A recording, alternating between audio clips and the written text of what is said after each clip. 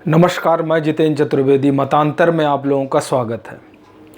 भाजपा के अश्वमेघ रथ को, या यूं कहें कि जो भाजपा अजेय मानी जाती थी, उसे ममता बनर्जी ने बड़ी कड़ी पटखनी दी है। और भाजपा ने कभी सोचा भी नहीं होगा कि इस तरह का माहौल होगा और इस तरह से वह अस्त व्यस्त हो जाएगी। वह भी तब जबकि उसने पूरी मशीनरी लगा रखी थी पश्चिम बंगाल में ममता बनर्जी को पश्चिम बंगाल से बाहर करने के लिए। और इस पर जो कमलनाथ कहते हैं, कमलनाथ ने बड़ी बात कही है। कमलनाथ कहते हैं कि दरअसल ममता बनर्जी सीबीआई से लड़ी, ममता बनर्जी ईडी से लड़ी, Mamata Banerjee income tax department से लड़ी, ममता बनर्जी भारत सरकार से लड़ी, ममता बनर्जी प्रधानमंत्री से लड़ी, ममता बनर्जी होम मिनिस्टर से लड़ी, ममता बनर्जी समूची भाजपा और उसके मंत्रियों से लड़ी। इतने कड़े संघर्ष के बाद उन्होंने बंगाल फतह किया, और ऐसा फतह किया कि लोगों ने दांतों तले उंगलियां दबा ली। खासकर वो लोग जो ये मानकर चल रहे थे कि पश्चिम बंगाल इस बार भाजपा के हाथों में जा रहा है। और यह मान्यता इसलिए भी बड़ी तेज़ी से, या हमें कहे धारणा बड़ी तेज़ी से लोगों के दिमाग में बैठी थी, क्योंकि 2019 का जो चुनाव परिणाम था उसने आम चुनाव का उसने ये बात और ये परसेप्शन गढ़ा था कि पश्चिम बंगाल में भाजपा बहुत बेहतर करने जा रही है। और अपने स्वभाव के अनुसार अमित शाह ने वहाँ भाजपा को लेकर एक हाइप क्रिएट कर दिया था। और वहाँ के बाहर पूरी हिंदुस्तान की मीडिया 5 राज्यों के चुनाव तो अलग हो, जो 5 राज्यों में चुनाव थे उससे इतर वह सिर्फ और सिर्फ बंगाल पर फोकस थी। और ऐसा माना जा रहा था कि जैसे बंगाल में जो चुनाव हो रहा है वो आम चुनाव है, किसी राज्य का चुनाव नहीं है। इस तरह का वो बैटल ग्राउंड बना था।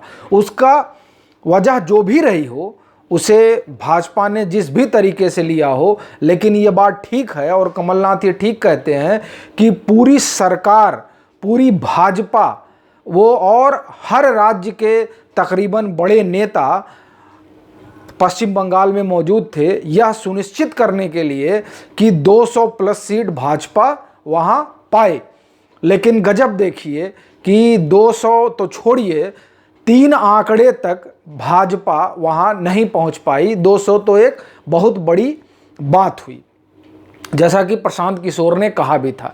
तो ये जो ममता बनर्जी की जीत है, इस जीत ने ममता बनर्जी को एक राष्ट्रीय चेहरा बना दिया है। और वो विपक्ष की जाहिर तौर पर निर्विवाद रूप से नेता बनकर उभरी हैं। वह इसलिए कि वह एक मात्र अकेली नेत्री हैं अभी मौजूदा समय में, जो लगातार 3 बार मुख्यमंत्री बनी, वो भी तब जब भाजपा जैसा सशक्त विपक्ष उनके सामने हो, और वह भी तब जब पूरी मशीनरी उनके खिलाफ लगी हो, जैसा कि उन लोगों का दावा है, जैसा कि तमाम विपक्षी दलों का दावा है, जैसा कि विश्लेषकों का दावा है, और जैसा कि चुनाव के समय में नज़र भी आ रहा था।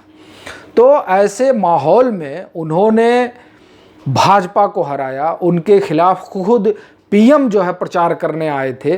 तो इसी वजह से वो विपक्ष की एक, जो समूचा विपक्ष है हिंदुस्तान का, उसकी नेत्री बनकर उभरी हैं। और उसकी एक वजह ये भी है उनका लड़ाकू स्वभाव।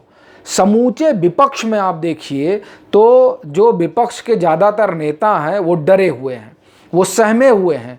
वो भाजपा से 2-2 हाथ करने से बच रहे हैं। उनको डर उसी ईडी, सीबीआई और इनकम टैक्स का है, जिसको ममता बनर्जी ने ठेंगे पे रखा। उन्होंने उसका कोई मतलब आप ये कहिए कि उन्होंने उसे गंभीरता से लिया ही नहीं, बल्कि वो अपने लड़ाकू स्वभाव के अनुसार उनसे लड़ने के लिए हमेशा तत्पर रहे।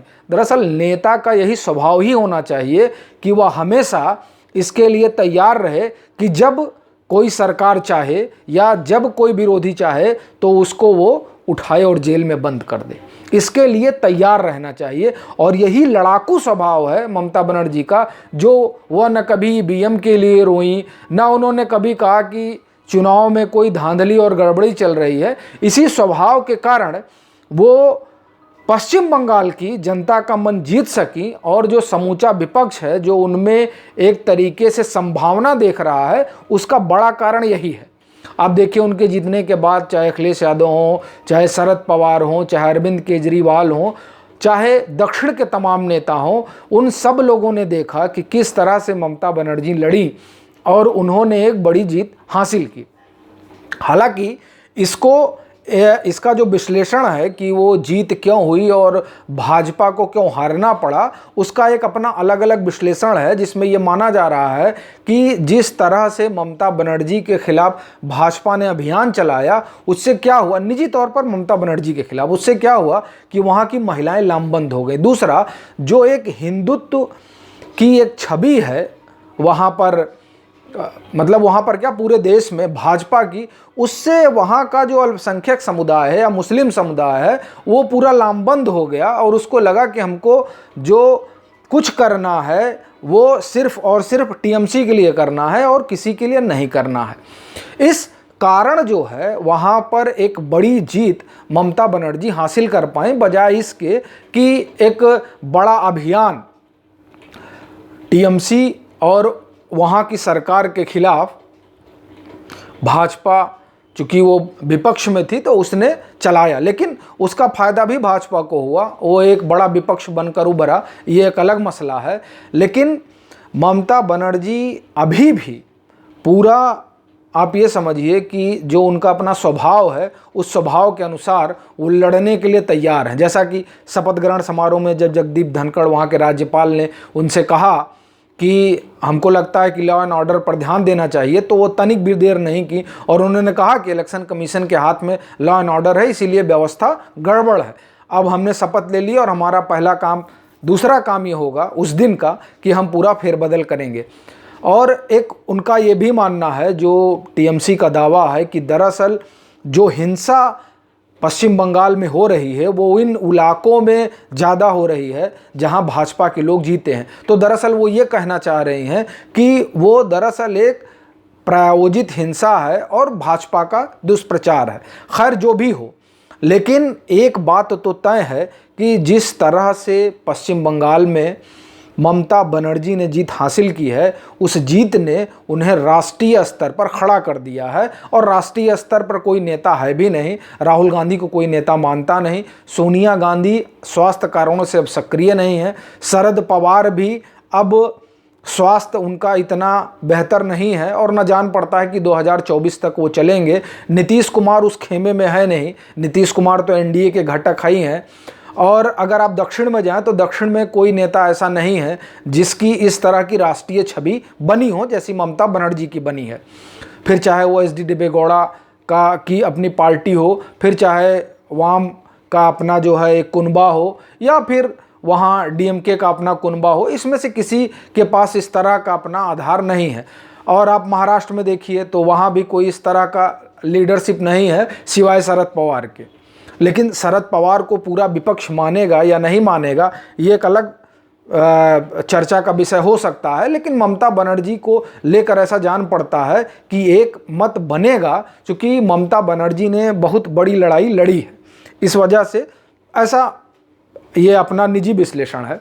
और फिर आप कश्मीर में जाइए तो कश्मीर में जो वहाँ चाहे पीडीपी हो और चाहे नेशनल कॉन्फ्रेंस हो, ऐसा कोई आधार उनके पास है नहीं और ना ही उनकी कोई अपनी इस तरह की राष्ट्रीय छवि है जिस तरह की लड़ाकू वाली राष्ट्रीय छवि ममता बनर्जी ने गढ़ी है। इसलिए ऐसा जान पड़ता है और जो तमाम विश्लेषक लिख पढ़ भी रहे हैं कि दरअसल पश्चिम बंगाल के चुनाव में जो ममता बनर्जी की जीत हुई है उसने पूरे हिंदुस्तान की राजनीति में एक नया आयाम जोड़ा है। वह इसलिए क्योंकि अगर भाजपा जीतती तो ये होता कि समूचा विपक्ष खत्म हो गया और अब कोई बात बची ही नहीं है। लेकिन ममता बनर्जी के जीतने से एक चीज़ ये स्पष्ट हो गई है कि विपक्ष अभी दम नहीं तोड़ा है। विपक्ष में एक नेत्री है जो डटकर मुकाबला करने के लिए खड़ी है किसी भी तरह से। जैसा कि जयंतो घोष ने कहा कि जिस तरह से गृह मंत्री हर तरह के क्या कहें साम दाम दंड भेद सब सारी चीज़ों के मतलब वो चुनाव कैसे जीतना है वो हर तरह की पॉलिटिक्स और टैक्टिक्स पर काम करते हैं, वही स्वभाव ममता बनर्जी का भी है कि वो हर तरह के टैक्टिक्स पर काम करती हैं। और यही वजह रही कि वहाँ पर इतनी बड़ी जीत संभव हो पाई। उनका अपना जो एक तरीका है कामकाज करने का, और यही कारण है कि जो विश्लेषक हैं वो अब आज के समय में और ममता बनर्जी में ही एक संभावना देख रहे हैं, और हम ये कहें कि तलाश भी रहे हैं। कांग्रेस तो तमाम 5 राज्यों में चुनाव हो और उसके पहले भी चुनाव हुए, उससे स्पष्ट है कि कांग्रेस कहीं नहीं है। और कांग्रेस की जो स्थिति है वो क्षेत्रीय दलों के पिछलग्गू बनने की है। और एक चीज़ और इससे स्पष्ट हुई है कि क्षेत्रीय दल अभी भी बहुत सशक्त हैं, जैसा कि माना जा रहा था एक दौर में कि क्षेत्रीय दल अब कमज़ोर हो रहे हैं। तो कुल मिलाकर जो पश्चिम बंगाल की जीत है उससे कि ये सिनेरियो उभरा है, उस सिनेरियो में ये है कि ममता बनर्जी राष्ट्रीय स्तर पर विपक्ष का एक चेहरा बनकर उभरी हैं, और संभावना है कि 2024 में विपक्ष ममता बनर्जी के पीछे ही लामबंद हो।